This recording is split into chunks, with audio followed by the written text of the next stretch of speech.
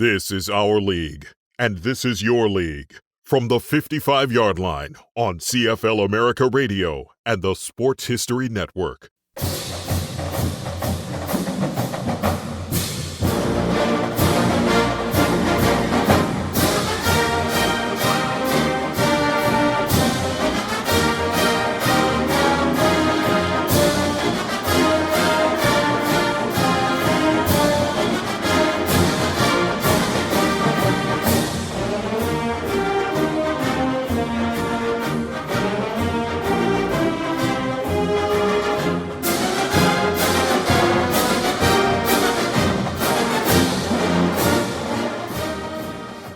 And welcome to another edition of From the 55-Yard Line. It's Gridiron America.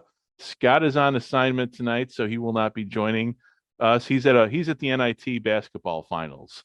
And but tonight joining me is a name that you know. When it comes to football history, when it comes to the study of it, there's really one name that stands out, and that's Ken Crippen. He is the founder of the Football Learning Academy and also past president of the Professional Football Researchers Association. And he is joining me from the East Coast there, and it's morning time here in Japan. And Ken, welcome. Thank you for having me. I appreciate it.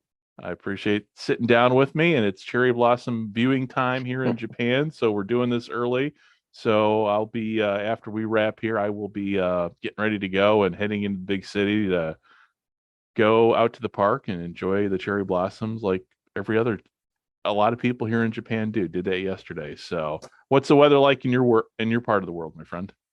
A little cold today, but it's supposed to be up in the 70s by the time we get it to Saturday. So oh, nice. Well, yeah. Baseball season started, so at least we've got that going for us. We know, the warm weather is either here or it's soon to be here. So absolutely. Yeah. Well, hey, all that said here, Football Learning Academy.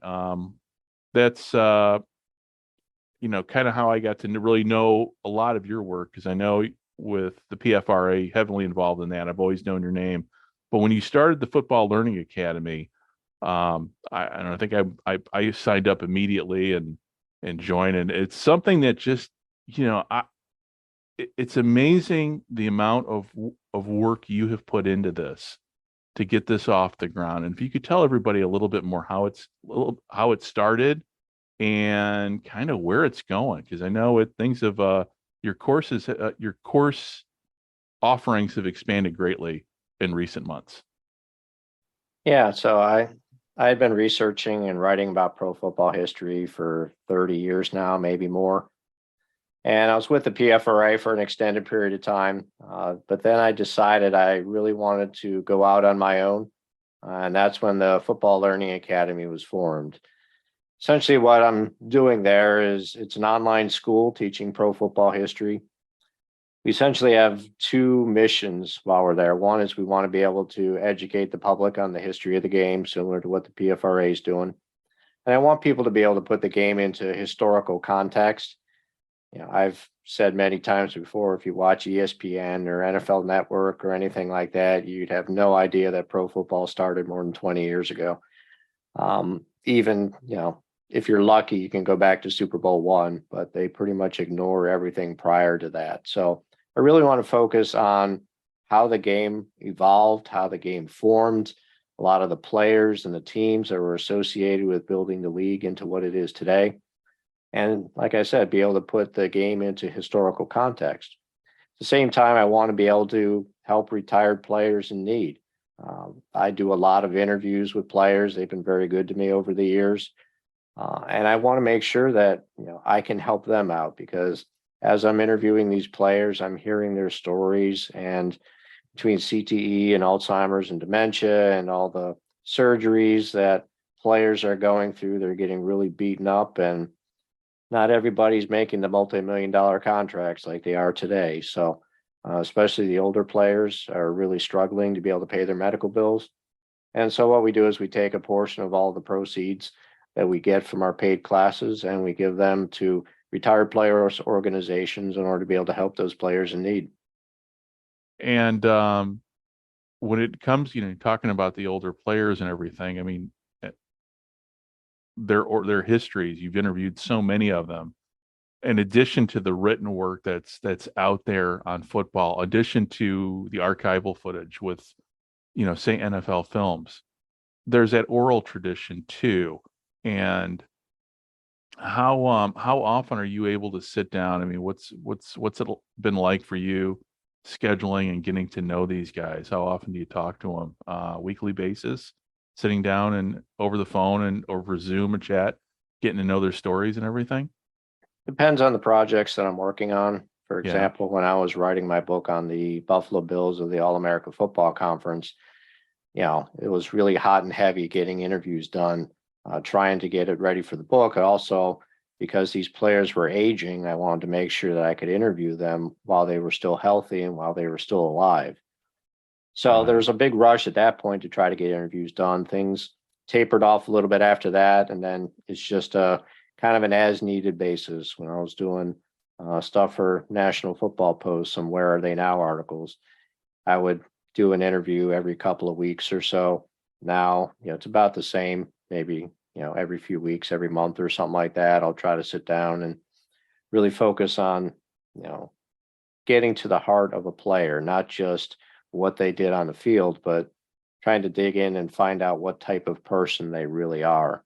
A lot of the things that they've been doing after they retired, their second careers, things like that. So I try to put a lot into those interviews, and so they're not being done as often. But Right. hopefully, I'm able to do a deeper dive to learn more about them. Right.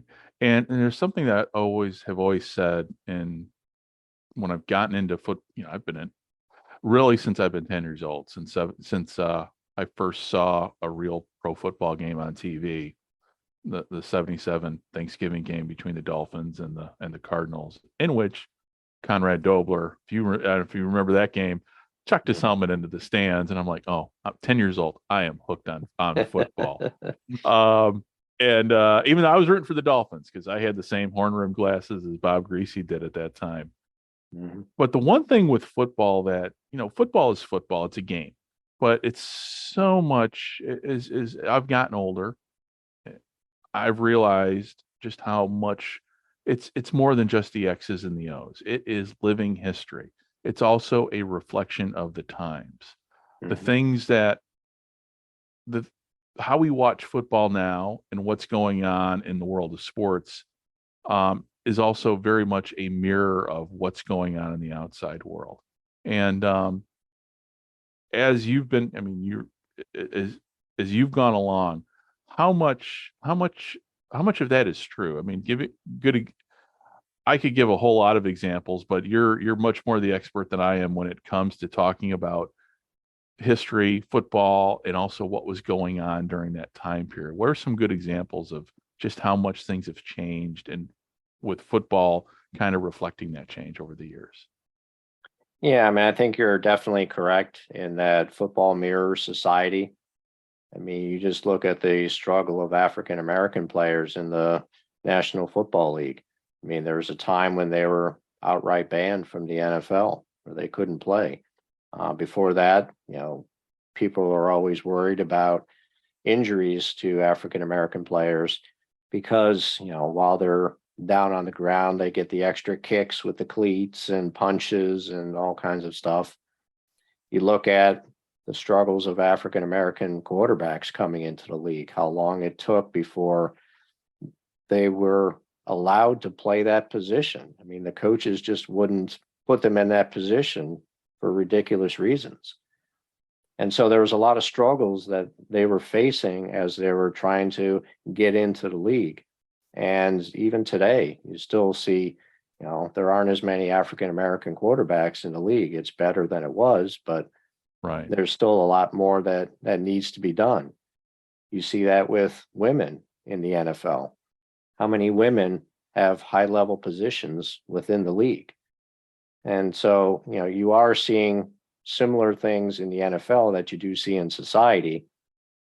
I think nowadays society may be moving a little bit faster than the NFL, but still, you're going to see a lot of mirroring between the two. Right.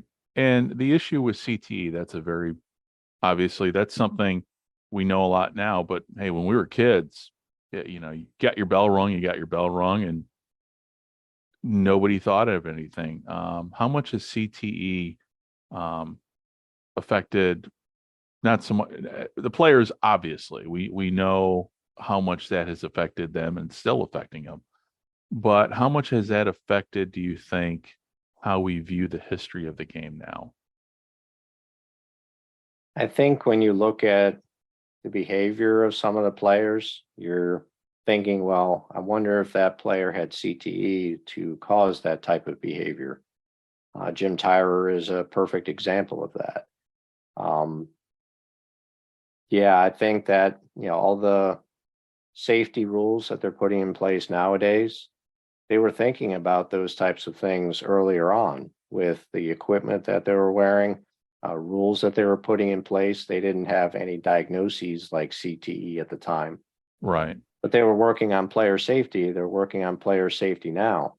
I think there's a lot of things that they're saying they're using it under the guise of player safety when they put some rules in there, but then they do things that don't help players when it comes to safety. It's actually hurting players. So uh, a lot more needs to be done on that area as well. But I think there is definitely some examples that you can point to in history of maybe some of these players had CTE and we just didn't know it at the time. Right.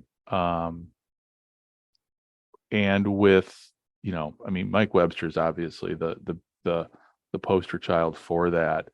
How much when it comes to him, I mean, when I watched the movie Concussion, first of all, it's an amazing film. I didn't read the book, but I watched the movie, and obviously, having played high school football, I remember, you know, getting my bell rung a few times and just kind of what that felt like. Um, but he died at such a very, very young age. I didn't realize until I saw the movie, and I was over 50. I mean, he was 50 years old when he passed. Mhm.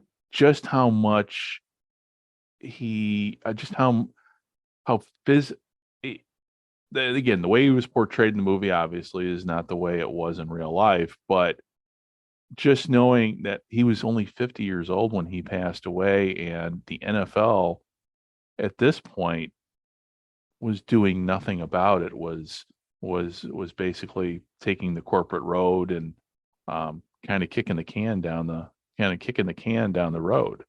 Mhm. Um, when it comes to CTE right now with the NFL, um, are we in a better place now with the league addressing those issues, especially when it comes to past players and helping them out, or was that settlement just kind of a one and done with the players? I'm thinking it was probably a one and done. I'm not seeing as much emphasis on the really older players. Um, it's more of the recent players that they're focusing on. I mean, what I do like is that there's a lot of money going into research for CTE, Hmm. and previously they were only able to diagnose that after a player has passed away and they've examined their brain. Now it seems like they have some pretty good tests to try to be able to find that prior to their death. There's still a lot of work that needs to be done, a lot of research that needs to be done to see what they can do to treat it once it's Right, discovered. But at least they're going in the right direction as far as being able to discover it prior to their death in hopes that that's going to lead to being able to help them out earlier on and be right, able to get to it before it becomes a problem. right. And I know when it comes with CTE, I know the military is heavily involved in a lot of that research too. I mean, serving in Iraq, that was something. I had friends of mine that had traumatic brain injuries during their deployment, and has the and just and if I don't know if you know it or not, but did the military partner with the NFL there for research on CT at some point? I just off the top of my head, I think I recall something like that there was a bit of a partnership between the military and pro football on doing CTE research. It's possible. I don't know. But it wouldn't surprise me if the military was also getting involved in the research because you're going to face similar things, with Right. the head trauma. especially with people that are deployed. So Yeah. So, so going back, talking about the Football Learning Academy, how did this all come about when you decided, hey, let's do this. Let's make this happen. Um, how did, what was the genesis of the idea? it was basically, I was looking at some online courses. I've taken some throughout my career, and I figured that was the next level as far as being able to get football history out to people, and try to get it at an affordable cost. A lot of people are doing blog posts nowadays. A lot of people are doing podcasts. And I thought that, by adding that video component as well to try to add more flavor to the classes themselves, I thought was beneficial. So that's how the idea came about. And I started putting those classes together, and it seemed to work as far as getting that additional information out there. I can talk about specific topics, have slides up on the screens with additional information. So it's really worked out, and I've been pretty happy with how things have been turning out. And the course offerings, and I'm looking at the I'm looking at the page here on my page with all the courses I've signed up for. Right now, how many courses are available? And it's the end of March here. We're talking for anybody who's listening. How many courses are offered currently? Whereabouts is the FLA at with course offerings? I'd say we're right around 30 at this point, and Okay. it's a mixture of really short classes, what we call extra points, which are just a few minutes in length. We also have full length courses, which would be an hour or more. We've also got a lot of interviews on there. One of the things that I've been focusing on is trying to dig into my archives of interviews and put out those archival interviews with players. Some have passed away. So this is an opportunity for current NFL fans to be able to hear firsthand from some of these players and coaches. But I'm also doing recent interviews as well. I've got one coming up shortly. I've had a few very recently. So we're trying to mix it up, trying to get different eras in there, different backgrounds, and just try to tell the interesting stories in football history. Okay. And in terms of your instructors, I mean, I know, Joe Zimba is a good friend of mine, and he's one of your main instructors as I'm looking at the course offerings. And one of the courses that I've signed up for, which I haven't started, is when the Cardinals left, about the Cardinals leaving Chicago. And I've lost count how many lectures I've been to with Joe in Chicago. Tell for people that don't know Joe, tell people what Joe to me is basically for the Sports History Network. I like to call him Professor Emeritus. But he's also professor. He is also, I know recently the Arizona Cardinals sat down with him for an interview for their media to talk about Cardinals history. So let's talk about Joe as an instructor, what he brings a wealth of knowledge. And is he going to be not only talking more, continue with Cardinals history, but does Joe and other, it's early morning again. I apologize. I'm still I'm still a little foggy from waking up here. Who else do you have coming on board along with Joe to teach classes with Football Learning Academy?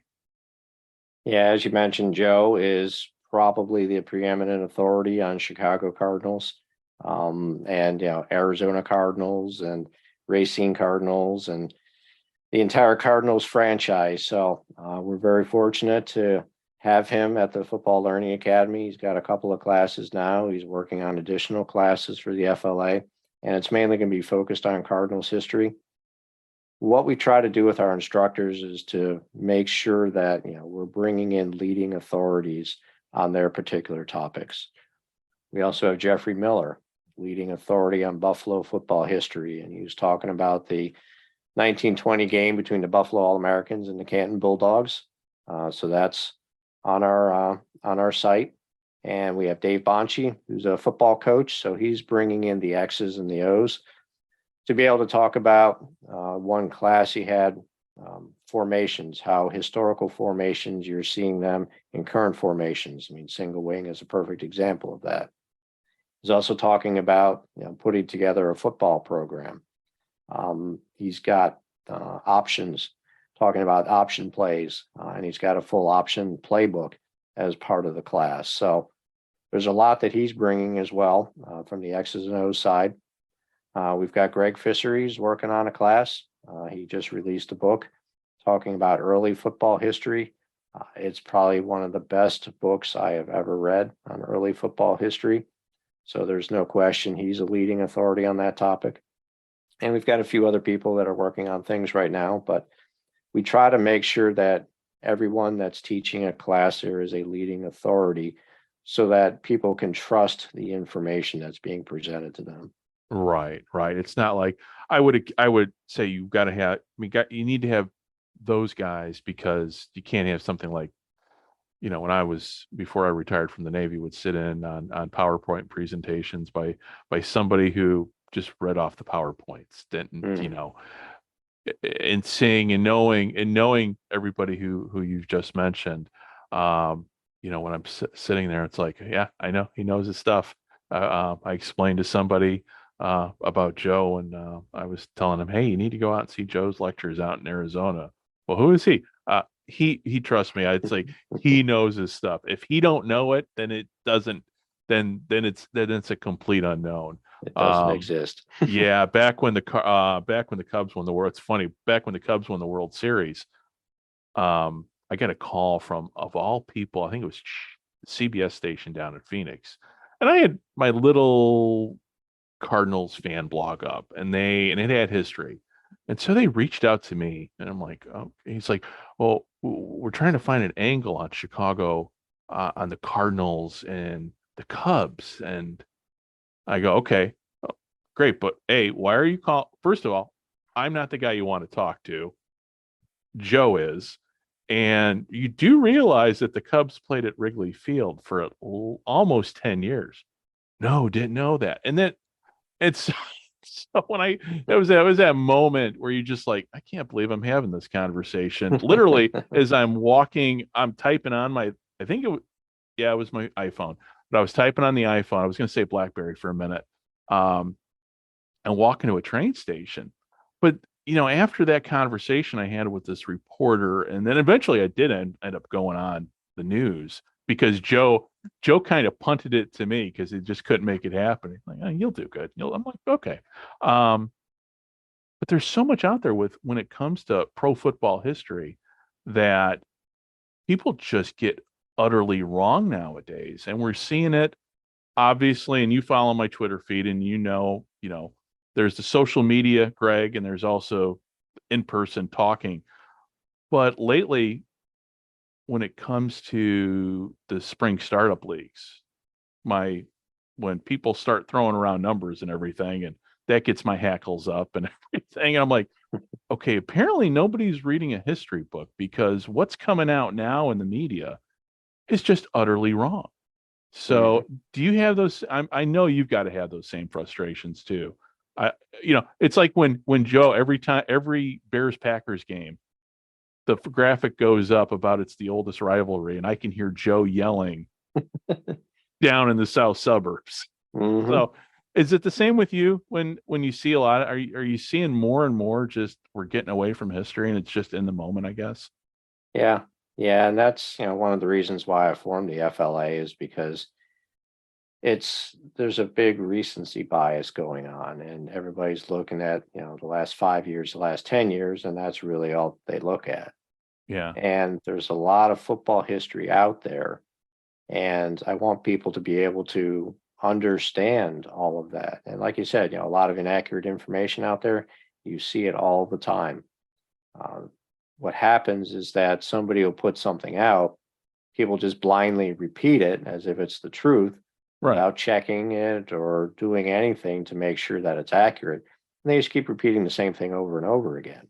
Yeah. And that gets frustrating, because you can find the accurate information. It's just people are not doing that. They just are repeating the same mistakes.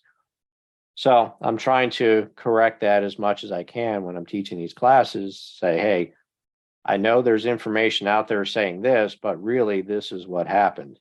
And Yeah, make sure that people understand that, okay, don't listen to the myths that are out there. Make sure you pay attention to the facts. And that's what I'm right, trying to get out. right. And yeah, it's I always say, when I moved to Japan, I had to give up a lot of my football books. I mean, I had literally hundreds of football history books. Fortunately, though, a lot of those are available were available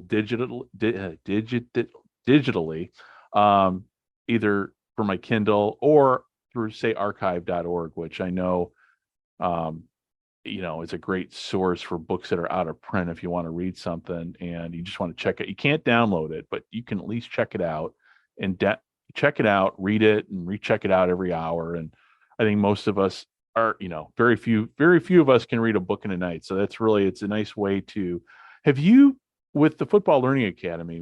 So when it comes to that written component, um, have you ever reached out to say archive.org or linked to any of their online texts that they have to supplement some of the materials that are available for the courses?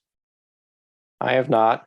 Basically, I try to incorporate any materials within the classes themselves, Okay. but then I'll also put in references. So if people want to learn more about it, Right. they're able to find the original source of where I'm getting the information. So that's the way that we have things set up right now with the FLA. Okay. And when it comes to the NFL, their assistants, have you gotten much help, say with NFL from NFL films? Like, I know, you and I both know Chris Willis Mhm. and you know, is anybody officially from NFL films, or the NFL itself officially, or in some ways blessed off on the FLA? Not officially. Basically, yeah, I would have to pay a licensing fee, those types of things if I wanted to get official Right. endorsements from them. But, people within NFL circles, I mean, I've got lots of contacts throughout the NFL. Yeah. So I can interview people, whether it's on the record, off the record, get information. I've got lots of contacts over at the Hall of Fame. So if I need to get Right. into the archives, then I've got the contacts to be able to do that. So there's a lot of people that I've built up in my network over the last 30 years that I can lean on to try to get some information. But as far as any sort of official endorsements and stuff like that, you would have to pay licensing fees to get that. Okay. Yeah, I didn't know I didn't know that. I didn't Mhm. know that the NFL, for lack of a better term, would want tribute uh, for an endorsement. Mhm. How about north of the border? How about with the CFL, the Canadians? Is there any material, i- i- any course offerings about, Canadian football coming to the Football Learning Academy? Right now, nothing specific on the CFL. It is something that we want to take a look at, whether it's the CFL. We also want to look at some of the other leagues that competed against the NFL, USFL, WFL, all of those. So we do want to expand out into all pro football, not just the NFL. Right. We mentioned a little bit, when we're going through the first African American quarterbacks, talking about some that went up to Canada to play because they couldn't get the opportunities in the NFL. So we do cover that. But as far as classes dedicated to the CFL, there's nothing at this time, but we are looking to add that. Okay. Yeah, because I know there's when it comes to the CFL, and again, it goes to where I always get, frustrated with people mentioning football history, and you see it. Where was I watching it? Oh yeah, somebody an online post mentioned about how how Warren Moon never won a championship. I'm like, wait a minute, he won like five of them. I go, never won an NFL championship. There's it's but when it comes to pro football in the States, everything is really just centered around the NFL. I mean, the NFL is, for lack of a better term, they print their own money. I mean, we're at a point now. I mean, can you imagine? Could you have imagined? I mean, I can't even, when I was a kid, where we were back in the 20th century to where we are in the 21st century. And being in Japan, I have to explain this to a lot of people because Japanese, I mean, the rest of the world, it's soccer, or here it's baseball. And to try to explain to any outsider, aside from Canada or even Mexico, just what the NFL means to the United States. And I always tell people when I sit down and talk sports with them, again, going back to what I said about, it's kind of football, it's a reflection of America itself. So is baseball. And that great 10-part Ken Burns series exemplifies and kind of lays it all out. But that would have just worked. That documentary could work just as well with football too, because there were so many parallels. With history, especially with where we're at right now, is the NFL, do you think, forgetting a lot of that history that they had a lot ago? Because when I turn on the NFL Network, I see nothing except, like you said, recency bias.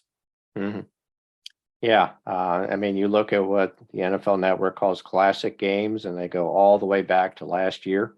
That's not a classic game, in my opinion. I mean, yeah, they'll occasionally toss out like the Sea of Hands game or the Ghost to the Post or something like that.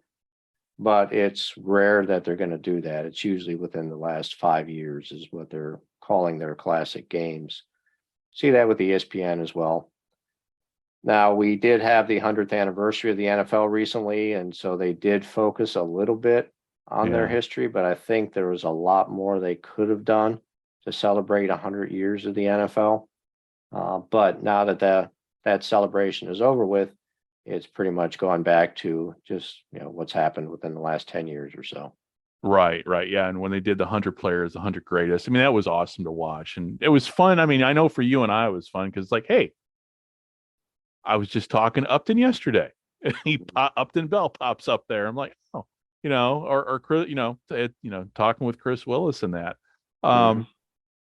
Yeah, I know it's very frustrating when it comes to the NFL, because the NFL films that we grew up with, the Steve Sable, the John Facenda, those days are gone.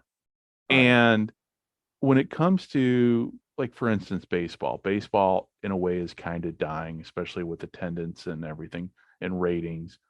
But that's not the case with NFL football. In fact, NFL football seems to be just getting bigger and bigger and bigger.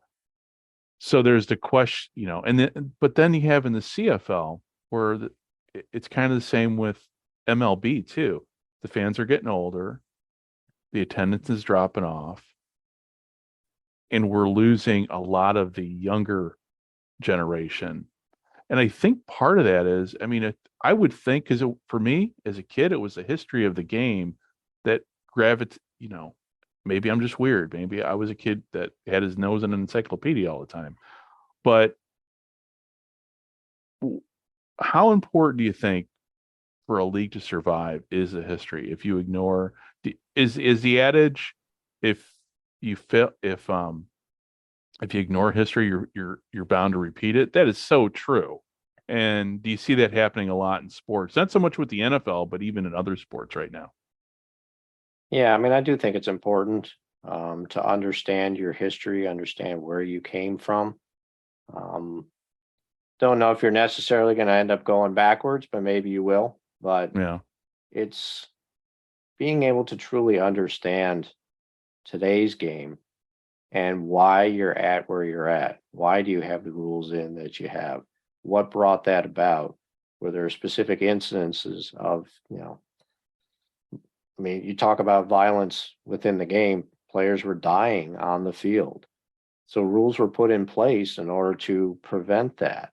And we've continued to see things over time that are part of, cleaning up the game, making the game better. Nowadays, they're focused on how can we get more offense so we hamper the defense, those types of things. So seeing how things evolved, you can see, okay, are these things that they're doing, are they positive or negative changes based off of what we've seen over time? So to me, football history is incredibly important, and it's going to be the same in any other sport. Yeah. And also, too, a big component, a lot of people, we talk about, but we don't really talk about is the importance of media coverage. Um, your network's covering it and just how they cover it now. I mean, when we grew up, we had the NFL Today and we had NFL, let's say 77 or whatever NBC would call it each year with each corresponding year. And we had our pregame shows and that was it.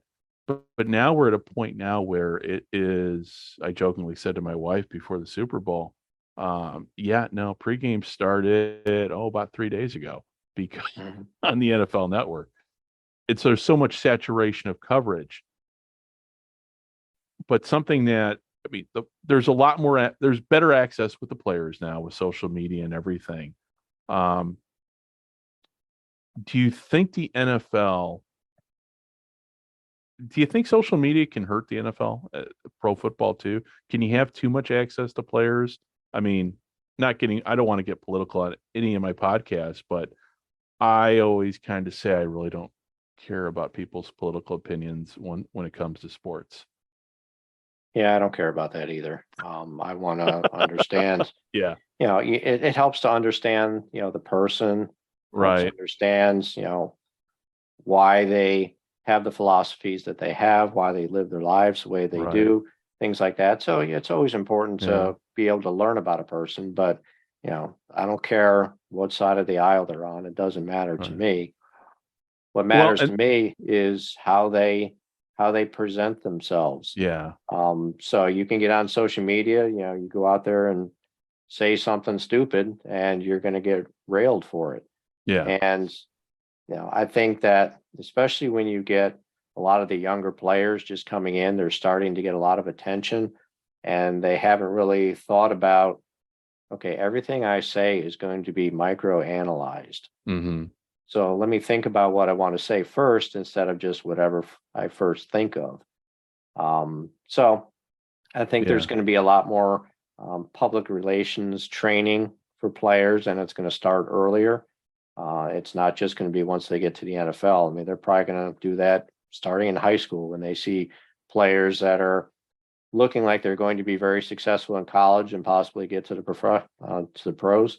I think that you're going to start seeing a lot more managing of the players, and whether that's a good thing or a bad thing, I don't know, because they're not able to truly be themselves when they're managed like that. But social media can be brutal. And, if you say the wrong thing at the wrong time, people interpret it the wrong way, whatever the case may be. It's going to be a public relations problem for the player, which could hurt them when it comes to contract negotiations. Right. And then it's also a bad look on the team. And so now the team is going to have to do something about that. And so it's a double-edged sword. It's good to have access to the players and be able to see them for who they are. But if they're struggling to be able to manage that, then it could end up being a problem for them in the long run. Yeah. I'm just thinking about as we're talking about that, just how, again, just generations. And, I'm 55. So, I mean, I remember, but I just remember, I hate sound like the old guy in the room, but, I was watching, I think I was going through YouTube and I was watching something about Bob Greasy, and Bob Greasy is my favorite NFL player. But I saw a clip of him when he first signed with the Dolphins. In the maturity level, it just seemed to me of the players back, say in the 60s and even the 70s, was so much better. And I always wonder if that was just, again, for lack of a better term, we have recency bias, but then you also have people going, oh, things were so much, people were more mature, people acted better way back when. But just to see, do you ever sit down when you look at old film clips and then knowing all the people that you've met over the years who you've interviewed and just seeing the players now and getting to see them, how amazed are you at times just to see how far we've come in, say, the last 60 years? Yeah, I mean, there's definitely a big difference. I mean, in the early days, professional football was a side gig. That wasn't their main source of income. So I think that helped with the maturity, because they're out there in the the working world, earning a living at the same time they're playing professional football. Also, I think, a lot of the players are insulated now. So, their sole focus is football and making sure that they're the best football player they can possibly be in order to have the best career that they can possibly have. And so you're insulated with, a lot of people telling you what you want to hear and wanting to make sure you're happy. And you're not really getting a lot of the life experiences that you need. I mean, criticism, while it's never good to hear it, it helps build character. It helps you become stronger.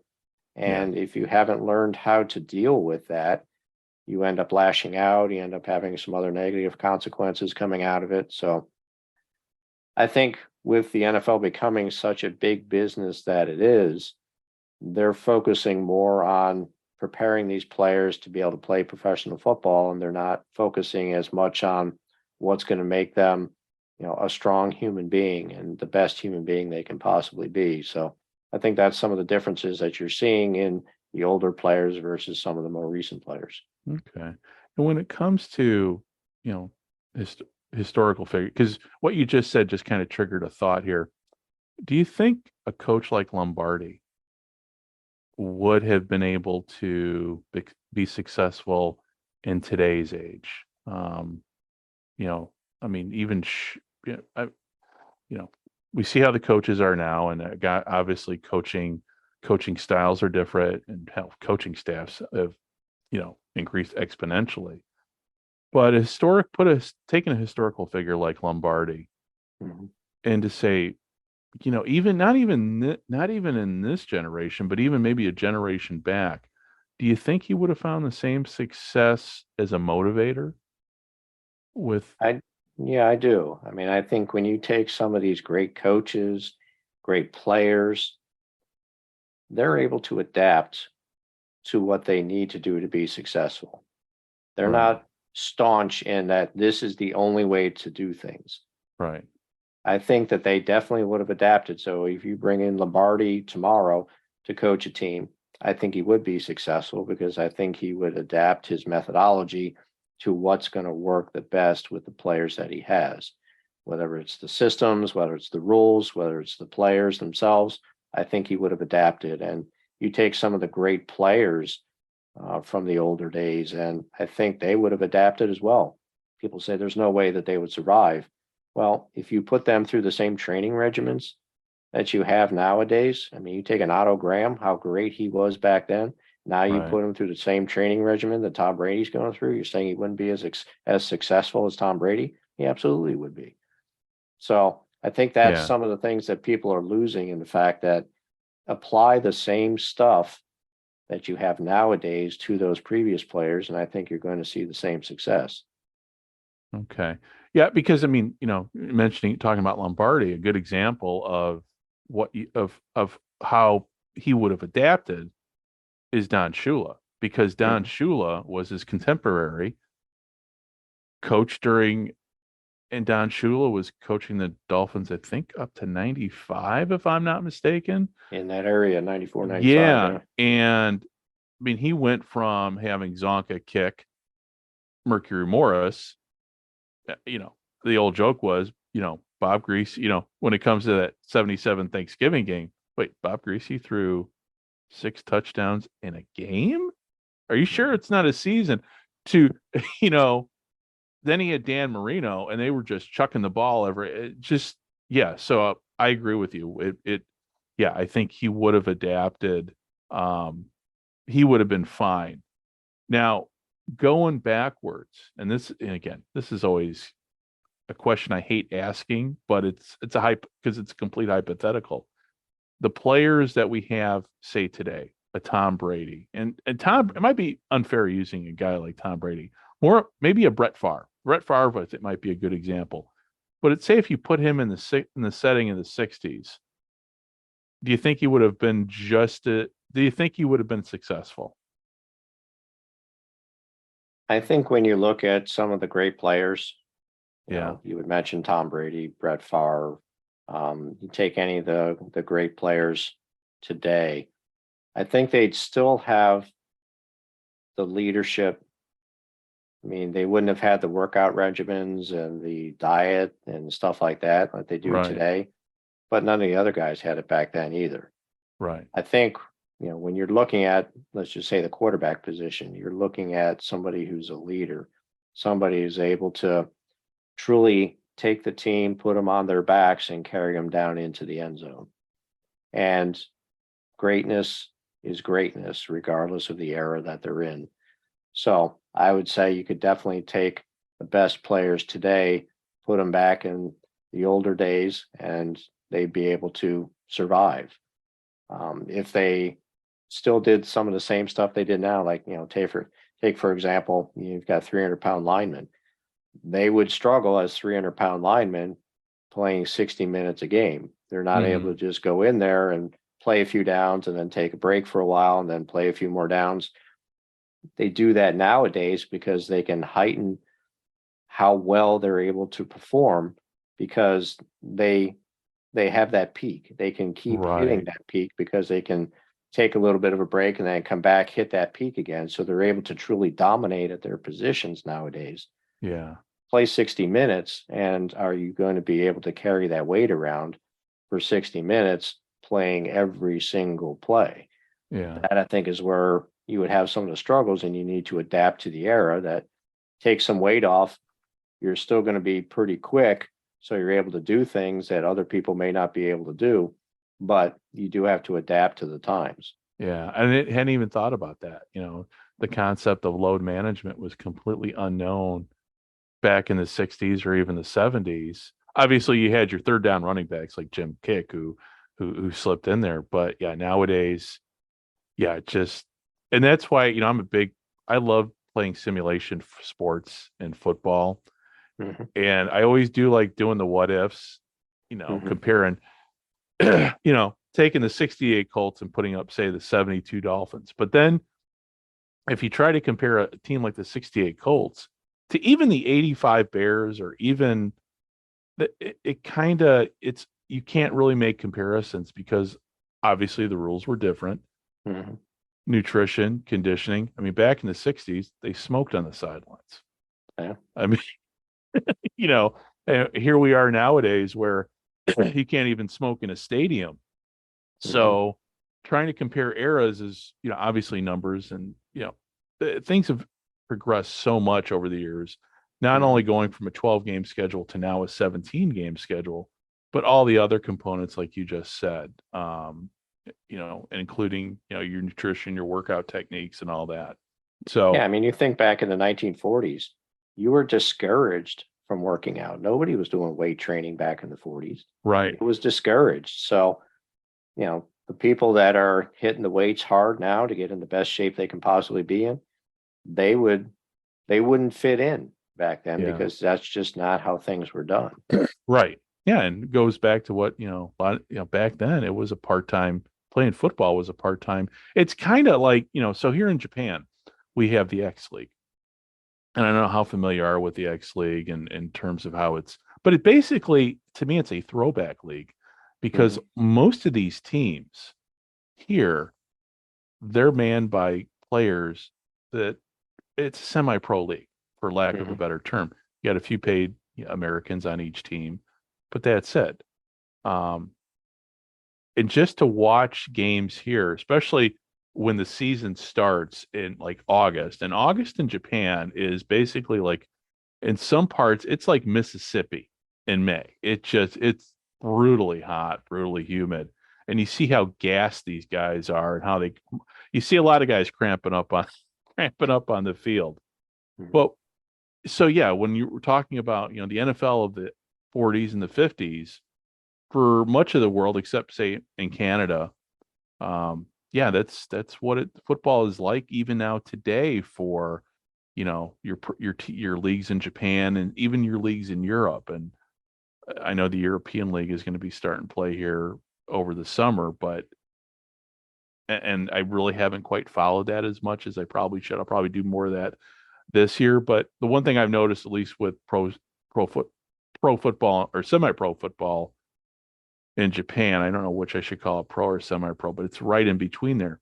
Um, yeah, I see a lot of similarities of this league here to the way the NFL pro football used to be back, say, in the 40s and the 50s. So for me, it's always enjoyable watching these games because these guys are just regular guys earning a living and practicing a couple times a week. And that's the way it was back in the way back when, as I like to say. Yeah, and you look at before you had the substitution rules like you'd see nowadays in the two platoon system. Can you imagine Tom Brady playing defensive back on defense? I mean, that's exactly what happened. Yeah. Quarterbacks are back there on defense. They're covering passes, and then they got to turn around and they're throwing the passes. So. Yeah. I mean, Sammy Baugh is a classic example of that. I mean, there was a guy that could do it all. Yeah, he's the punter too. Yeah. And I still think, and it's off on a sidebar too, when it comes to historical figures in football, Sammy Baugh never gets his due. When we're talking some of the greatest football players, I mean, occasionally he'll enter the convert, but then he's out. Yeah. It's like Terry Bradshaw, still to me, one of the greatest quarterbacks, had 4 rings. But when we talk greatest football players, greatest quarterbacks, he's never in the conversation. Same with Roger Staubach. These guys, the older guys, never get their due. And that's, to me, it's a shame because we grew up with these guys and we saw them play. Johnny Unitas, nobody talks about Johnny Unitas anymore. Now, I'm too young to remember Johnny Unitas. It shows you the age gap I'm in. But I remember well Roger Staubach, Bob Greasy, and I started following Bob Greasy really kind of towards the tail end of his career. In fact, all these guys, Roger Staubach and Terry Bradshaw. And I know we talked about recency bias and everything, and the lack. People forget history. But if you had to pick a player from the past, say a quarterback, to get things done, and we're talking, say, before John Elway, who would you, if you needed to grab somebody right off the bench, it's like, win the game for me, who would you pick? Otto Graham. Okay. And and the thing about Otto Graham is people forget how many championships he won, he took his team to, and and everything else he did. I mean, people don't know his coaching career, his college playing career, and he's also from Chicago too, which he played at Northwestern. So, way back, huh? Doesn't hurt, right? doesn't hurt. But yeah, he had a coaching career at the Coast Guard Academy, and he's just one of those phenomenal figures out of history that, and that's why, like, with the Football Learning Academy and with PFRA, it's a group, we don't forget those guys. So yeah, and you take a look at Otto Graham too. I mean, I'm a big Otto Graham guy, as you know. So yeah, you look at 7 championships, 10 straight championship games that he played in. It took Tom Brady twice as long to win as many championships. It took him 20 years to get ring number 7. And then, people like to discount the All-America Football Conference, and I never buy into that. I've watched as much All-America Football Conference game film as exists out there.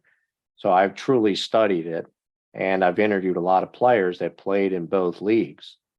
Every single one of them that played in both leagues said that the All-America Football Conference was just as strong, if not stronger, than the NFL. The only negative that one player had said was that the worst teams in the All-America Football Conference were worse than the worst teams in the NFL. But then he followed it up and saying, but the best teams in the All-America Football Conference were better than the best teams in the NFL. And the Browns proved that when they came in 1950. They kicked the Eagles' butt twice that year. Yeah. They were the two-time defending champion of the NFL.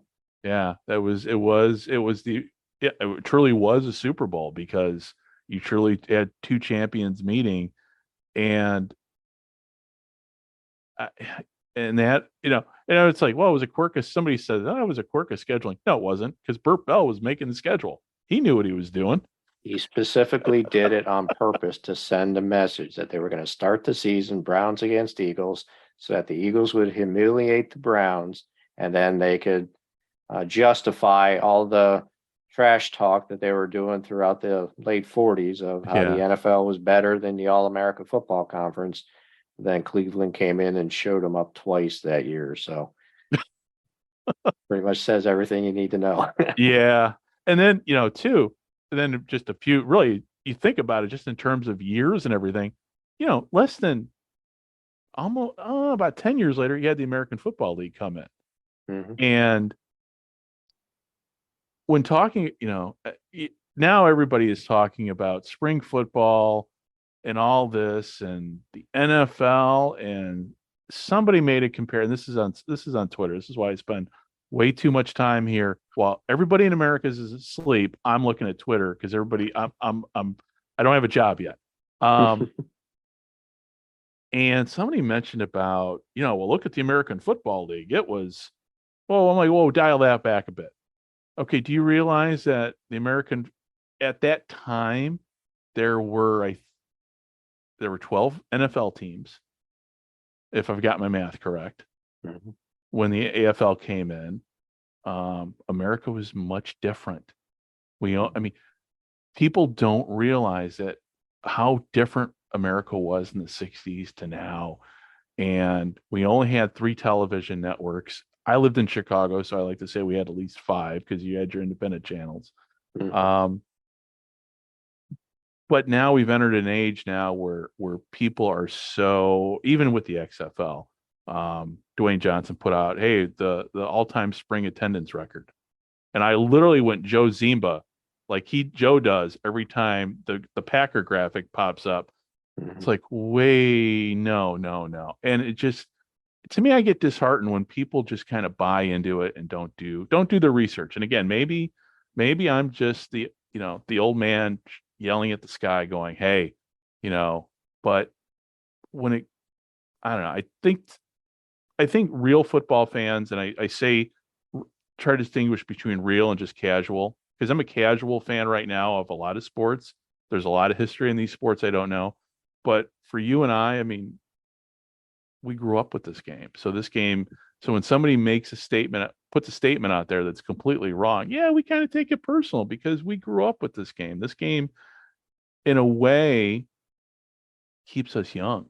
I mean, Mhm. we're both older, Mhm. but and Ken, I know you got to be like me when you watch a game, especially if you watch an old game, an old clip.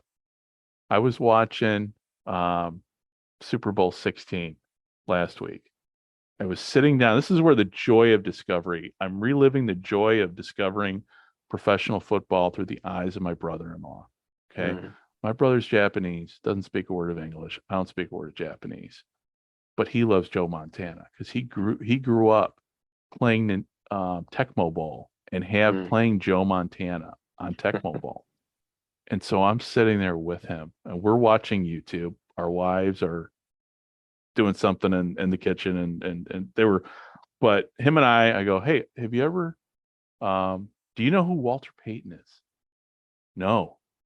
And there was that moment. I'm like, oh my God, I'm living. And so I showed him clips of Walter Payton and Mhm. his eyes got big. And I told him, I go, Walter Payton in Chicago was bigger than Michael Jordan.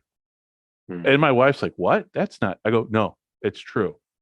Because when Walter died, you literally, when Walter Payton died, there was just that it was like everybody kind of stopped. Mhm.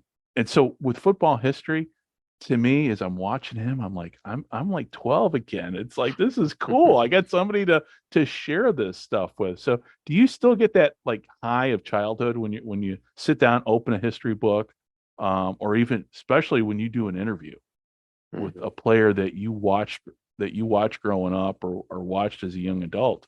Do you still get that thrill? Absolutely.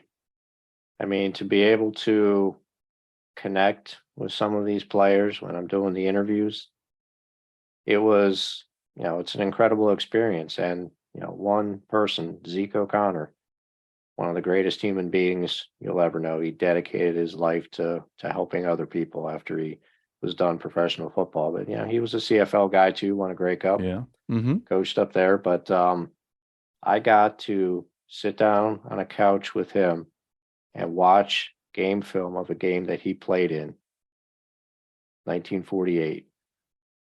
And to sit there and have him say, this is what we were thinking at this time. This is what I was seeing when I was running my routes. This is what was going on. You can't beat an experience like that. Right. And so, to be able to do something like that, to be able to talk to these players, to be able to get inside the huddle with these players, to find out, what was the team thinking at the time? What were they seeing? What were they trying to do? I love it. And I just can't get enough of it. And now you add in the fact when I'm interviewing them, I'm talking about what they've done after football. Right. You really make that personal connection with them. And so that's why it's so important to me to be able to try to help them in any way that I can. Because, it just means so much to me, the connection that I've had with them. Yeah. And if you could, before we wrap here, let everybody know how to find the Football Learning Academy and how to sign up, and where to find you also too on social media. Yeah, so the Football Learning Academy is at www.football-learning-academy.com. There's an all courses button. Just find the course that you're interested in, or multiple courses that you're interested in. You sign up, you become a student, enroll in the class, and you're off and running. Classes are always available for you. It remembers where you left off. So if you don't have time to watch the entire class, you can pick up where you left off. You always have access to it. You can watch it as many times as you want. So there's plenty of different types of topics, like we talked about earlier, that you can sign up for, and we're always trying to put out more content. As far as social media, I'm on Twitter at FootballLearn1, also on Instagram, on Facebook, on LinkedIn. So pretty much most of the social media channels out there we're on. So find us TikTok, anywhere. huh? And what's that? No TikTok. Huh? No TikTok. Sorry, I couldn't help it. No worries. Yeah, we're not doing TikTok. And when it comes to your course offerings, there's one course in particular I want to plug because everybody's talking spring football, and now we got the USFL, the starting up, because people forget. People don't remember there was a United States Football League back in the 40s, and you have a course on that, which is just, it's amazing. And that's again, goes to what we said. Everybody forgets, hey, this is coming out, the second version of it. No, it's not. It's the third version. So football history, and I always, every now and then you'll see me post something. I know you've seen it, where I always say, hey, football history matters. And it's very true. So with that, I'll give you the final word here before we wrap up. With courses, among the people, the interviews that you have in the Football Learning Academy, for those listening, what are some of the ones you would highlight on the FLA? If you were to put out a flyer or something, hey, we've interviewed, come listen to this guy. Mm-hmm. I would say Amy Trask, first female CEO in NFL history. That was definitely a fun interview. Shannon Easton, who was the first female on-field official in NFL history. Sarah Thomas gets all the attention and all the publicity, but Sarah was second. Shannon was first. So we have a pretty good interview with her on there. I've got some of the archival interviews. Don Shula's on there. Soon I'll be releasing one on Gino Marchetti. We've got plenty of others. Mercury Morris is there. Mercury Morris is always an interesting listen. Yes, he is. Marlon Briscoe, we had him as part of our first Black quarterbacks class. So there's lots of fun stuff, lots of different topics. But yeah, there's a separate section just for the interviews that we have. And the Ben Troop one too. There's 2 of them out there. He is an amazing person, and it was a lot of fun with those interviews. So definitely check those out as well. All right. Well, thank you very much for sitting down with me, and you and I'll talk a little bit after I press the stop button here. But with everybody else who's listening, hey, thank you very much for listening. Hopefully Scott will be back off assignment next time you hear from us, and hopefully his UAB basketball team wins a championship tonight. So him and I and Kenny gave my regards to, he just wanted me to let you know that, hey, he wishes he could have been here, but he's like, I appreciate it. I got to be at a hoops game. I go, no, man, I understand. I understand. No problem. No worries. But, thank you. Yeah. But for everybody else who's listening, thank you very much for tuning in. And you will be hearing from Scott and I very, very soon. Bye-bye.